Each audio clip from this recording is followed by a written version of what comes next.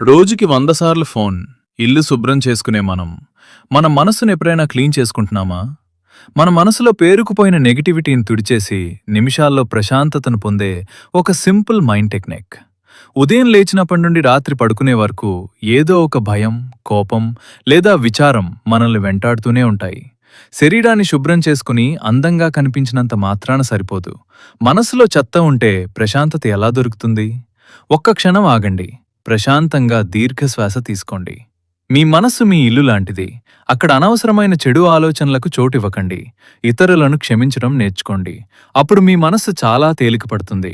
మీరు చిందించే ఒక చిన్న చిరునవ్వు మీ లోపల ఉన్న ఎన్నో మానసిక గాయాలను మాన్పుతుంది.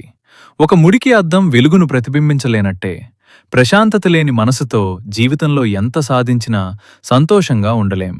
ప్రతిరోజూ కొద్దిసేపు ధ్యానం చేయండి, మంచి పుస్తకాలు చదవండి, లేదా మనస్సుకు ప్రశాంతతనిచ్చే సంగీతం వినండి. పరిశుభ్రమైన మనస్సు ఉన్నప్పుడే మీ జీవితం వెలుగుతో నిండిపోతుంది.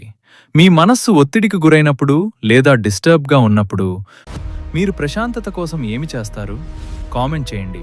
ఈ వీడియో నచ్చితే లైక్ చేసి, ఇలాంటి లైఫ్ చేంజింగ్ కంటెంట్ కోసం ఇప్పుడే సబ్స్క్రైబ్ చేసుకోండి.